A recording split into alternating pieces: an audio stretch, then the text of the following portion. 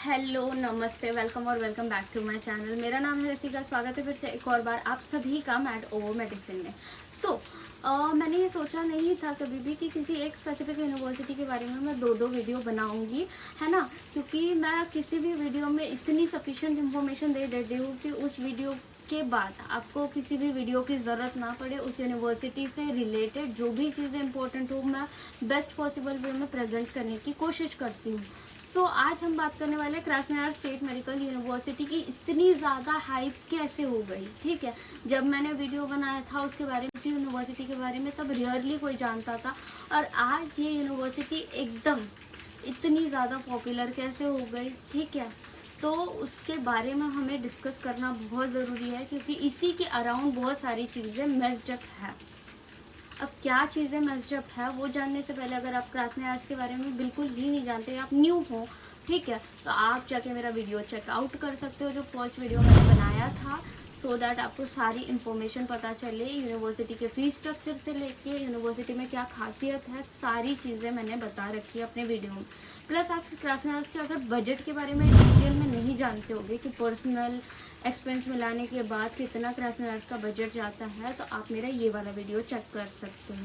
ठीक है, तो अभी हम बात करते हैं क्या चीज़ें मेस्ड अप है यहाँ पे।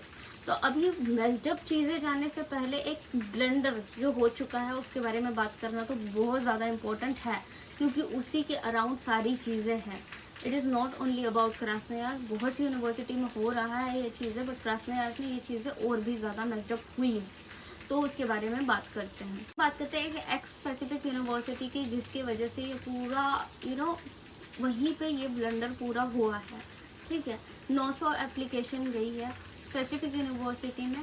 हो सकता है इससे ज़्यादा गई हो या इससे कम हो, बट जितना मुझे अमाउंट पता है वो इतना ही है। ठीक है, इतनी एप्लीकेशन गई है, इतनी एप्लीकेशन जाने के बाद एक एक्स अमाउंट ऑफ सीट थी, उतने ही बच्चे सिलेक्ट हो पाए। और ऐसा नहीं हुआ कि एकदम सारे बच्चों को एकदम फेयर चांस मिला हो, कुछ बच्चों का बीच में से ही एंट्रेंस रुक गया है। ठीक है, कुछ बच्चे को आईडी पासवर्ड तक नहीं मिला। ठीक है, उस वजह से भी नहीं हुआ, मतलब आईडी पासवर्ड तो मिला बट वो लॉगिन ही नहीं हो पाया उस वजह से, तो फेयर चांस नहीं मिला कहीं ना कहीं। तो ये कंडक्शन लेवल पे भी मतलब सवाल ही है कि कंडक्ट करवाने वाली बॉडी क्या इतनी ज़्यादा सफिशेंट थी या इतने ज़्यादा स्टूडेंट के लिए सच में वो लोग प्रिपेयर्ड थे या नहीं थे, इसमें भी एक क्वेश्चन है। और जिन लोगों ने इस यूनिवर्सिटी की हाइप बनाई उस पर भी एक क्वेश्चन है, क्योंकि अगर इतने मास लेवल का ब्लेंडर हो रहा है तो हाँ, गलती उनकी भी है, क्योंकि आप तक तभी कोई भी चीज़ पहुंच पाती है जब हम जैसे यूट्यूबर्स आपको कोई इन्फॉर्मेशन स्पेसिफिक चीज़ के बारे में देते हैं। तो मुझे लगता है कि उन लोगों को भी आके यहाँ पे क्लैरिफाई करना चाहिए। हाँ, और गलती उन एजेंसीज़ की भी है जिन्होंने प्रॉपर इन्फॉर्मेशन नहीं दी। अब आप सोच रहे हो कि प्रॉपर इन्फॉर्मेशन कैसे आपको नहीं मिली, तो मैं आपको बताना चाहती हूँ कि हाँ, कई वीडियोस ऐसे अवेलेबल है कि इसके एंट्रेंस एग्ज़ाम के लिए कैसा पढ़ा जाए, बट क्या एक हफ्ते पहले हम लोग कैसे पढ़ा जाए ये वीडियो देखने के लिए सच में प्रिपेयर थे या नहीं थे। मुझे ये बताइए, आपके एप्लीकेशन जब डे 1 को गए तब आपको 100% एडमिशन कंफर्म होगी ये बताया गया है। तो क्या आप डिज़र्व नहीं करते थे कि वहीं पे आपको बताया जाए, जैसे कज़ान फेडरल में बताया जाता है कि अगर आप जा रहे हो तो आप प्रिपरेशन अभी से शुरू कर दो इन सब्जेक्ट की, क्योंकि आपका एग्ज़ाम होने वाला है और वो भी स्ट्रिक्ट एग्ज़ाम होने वाला है। तो वहाँ पे बच्चों के पास दो ऑप्शंस होते हैं, वो कज़ान फेडरल के लिए भी अप्लाई करते, किसी एक्स यूनिवर्सिटी के लिए भी अप्लाई कर देते, सो दैट इधर नहीं हुआ तो उधर हो जाएगा, या तो फिर वो लोग वो ऑप्शन ही छोड़ देते हैं अब्रॉड का, वो कुछ और कोर्स परस्यू करते हैं या फिर से वेट करते हैं अगले साल का। ठीक है, तो ये चीज़ होती है। तो यहाँ पे भी ये चीज़ हो सकती थी, डे 1 को ही ये चीज़ें क्लियर की जा सकती थी।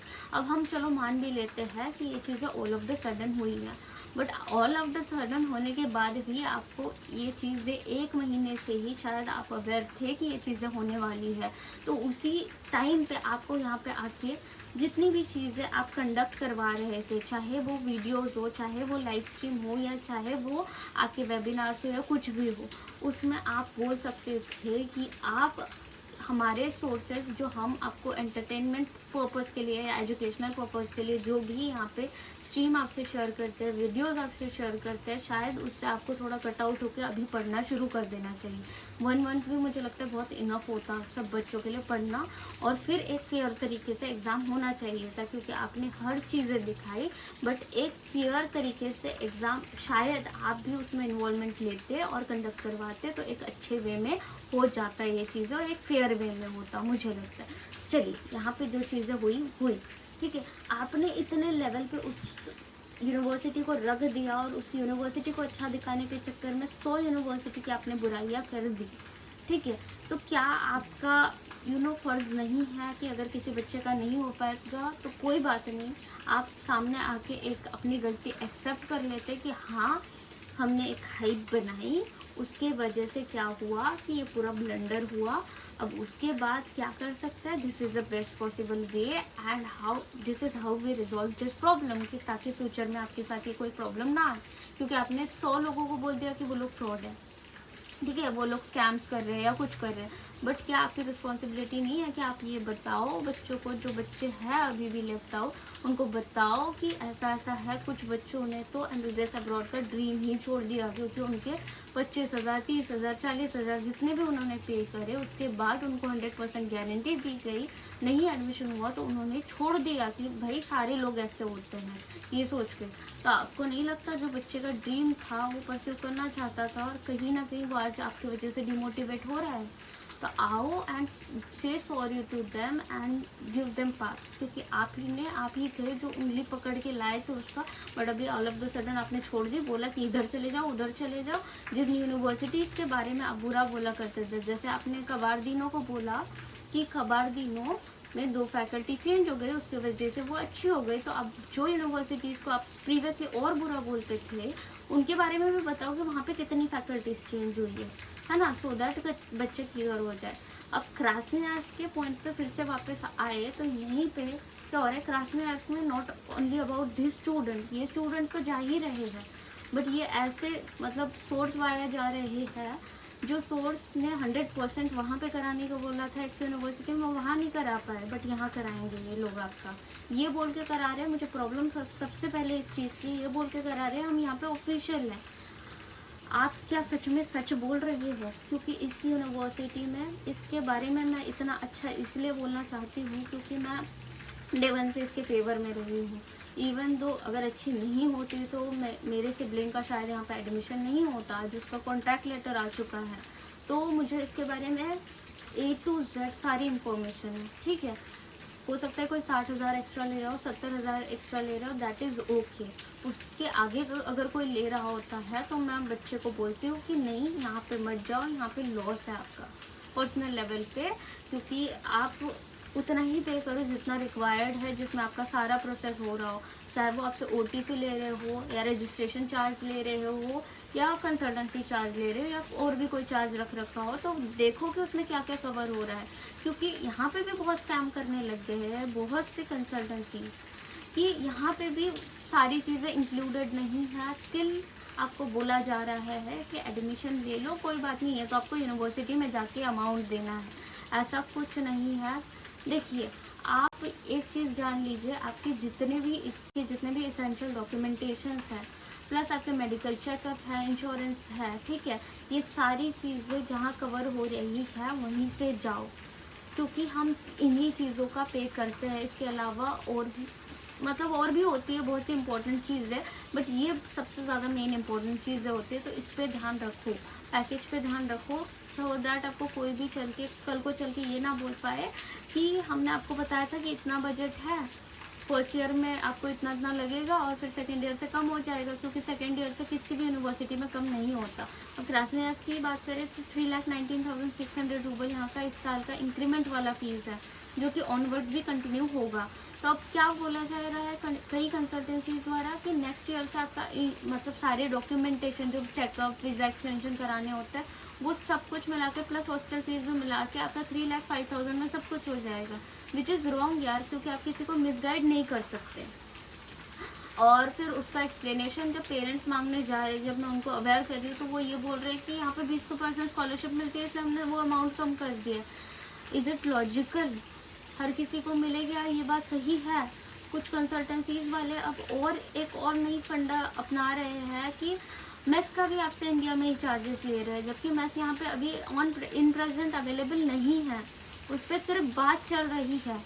जिस दिन कंफर्म हो जाएगी उस दिन आप खुद से पे करना ना। जब आप जा ही नहीं रहे हो, आप अभी से इंडिया में बैठे हो, तो अभी से आप जब खा ही नहीं रहे हो उस मेस में, तो उस मेस का चार्ज कैसे स्टार्ट हो गया?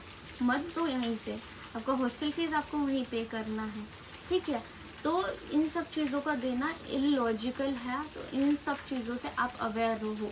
जो एक एक्स कंसल्टेंसी आपका एक्स यूनिवर्सिटी में 100% बोल के नहीं करा पाई, क्या गारंटी कि वो किसी और यूनिवर्सिटी में भी आपका करा दे, ठीक है।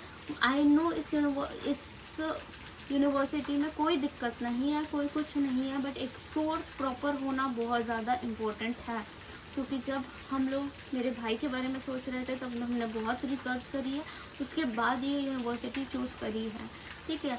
तो जब मेरा खुद का भाई जा रहा है तो ऑफकोर्स आई डू केयर कि इस यूनिवर्सिटी को कोई ऐसा ना बना दे कि इस यूनिवर्सिटी में कोई खा भी रहा है तो उस पर भी वीडियो बन जाए, कोई थोड़ा सा रेनोवेशन भी हो रहा है तो उस पर भी वीडियो बन जाए। मैं नहीं चाहती इस यूनिवर्सिटी में ऐसा हो, क्योंकि ऑफकोर्स मेरा खुद का भाई जा रहा है तो मैं चाहूँगी कि यहाँ पे सिर्फ पढ़ाई पढ़ाई और पढ़ाई ही हो, और उसके अलावा एकेडमिक्स अच्छे होने के साथ साथ यहाँ पे स्पोर्ट्स भी हो, बहुत सी चीज़ें हो। बेसिकली एक कॉलेज लाइफ एंजॉय कर पाए सब बच्चे, और एक बेसिकली अच्छी स्टडी मिल पाए। मेरा बस यही मोटो है इस वीडियो को आप तक लाने का। तो मैं आप सभी से हाथ जोड़ के रिक्वेस्ट करना चाहूँगी, जिस भी सोर्स वाले जा रहे हो, क्योंकि मेरे पास डेली सच में बहुत सारे पैकेजेस आते हैं। बहुत से पेरेंट्स बोल रहे हैं कि हम इसमें कंफ्यूज है, उसमें कंफ्यूज है, इवन ट्यूशन फीस तक करेक्ट नहीं बता रही है बहुत सी कंसल्टेंसी। सो गाइज, आप क्या कर रहे हो? सभी कंसल्टेंसीज को मेरा यही मैसेज है, आप कर क्या रहे हो? आपका मोटो ये होना चाहिए कि बच्चे को अच्छे से अच्छी फैसिलिटीज़ मिले और हमारे वाया जाके एक अच्छा डॉक्टर बने बच्चा। आप क्या कर रहे हो? झूठ की नींव पे उनका एडमिशन करवा रहे हो, ठीक है। पेरेंट्स को एक फेक होप दे रहे हो, बच्चे को एक फेक होप दे रहे हो। मत दो, प्लीज़ मत दो। स्कॉलरशिप मिलती है, दैट डजंट मीन कि एकदम आप उनका पैकेज वो लो करके बता दो कि हाँ ऐसा होता है, प्रेजेंट कर दो, दैट डजंट मीन। और पेरेंट्स भी इन सभी चीज़ों से अवेयर रहे। किसी भी यूनिवर्सिटी की फीस स्ट्रक्चर एकदम से इतना नहीं गिर जाता सेकेंड ईयर से, जितना है उतना ही कंसिडर करें और एक अच्छे सोर्स वाया जाइए, सो दैट आपके 6 साल अच्छे से बीते। इवन 6 साल के बारे में अगर हम ना भी बात करें तो 1 साल ये अच्छे से बीते। आई नो किसी भी कंसल्टेंसी से जाओ, वो चार्जेस अपने एक्स अमाउंट लेने ही वाले हैं, बट वो ले रहे हैं तो एट द एंड आप सेटिस्फाइड होने चाहिए। यही मेरा मोटो है। और इसके बाद मुझे पता है बहुत से हेट कमेंट्स, बहुत से हेट आने वाला है, सो आई एम प्रिपेयर्ड। बट हाँ, इस टाइम पे मैं आप सभी को एक अल्टीमेटम दे दूँ कि आपने प्रीवियसली जब मैंने वीडियो बनाई तो मेरे बारे में छोड़ के मेरे फैमिली के बारे में आप ज़्यादा डिस्कस करने लग गए थे कमेंट सेक्शन में। आप जब गालियाँ दे रहे थे, तो इस बार मेरे बारे में ही दीजिए, मेरे फैमिली को ना दे तो बेटर है। That's it for today's video. Thank you so much for watching. Once again मैं आपको बोलूँगी कि आपकी सेफ्टी, आपका पैसा और आपकी सारी चीज़ें, ठीक है, आपकी चॉइस होनी चाहिए, ठीक है। तो इन सभी के बीच में कोई भी कंसल्टेंसी कोई रुकावट ना लाए, ऐसी ही कंसल्टेंसी अपने बच्चों के लिए चूज़ करें। That's it. Thank you so much for watching once again. और मिलूँगी मैं नेक्स्ट वीडियो में। ऑफकोर्स मैंने आप सभी को प्रॉमिस किया था कि 3 वीडियोज़ आएंगी किसी यूनिवर्सिटी से रिलेटेड, नई यूनिवर्सिटी से रिलेटेड।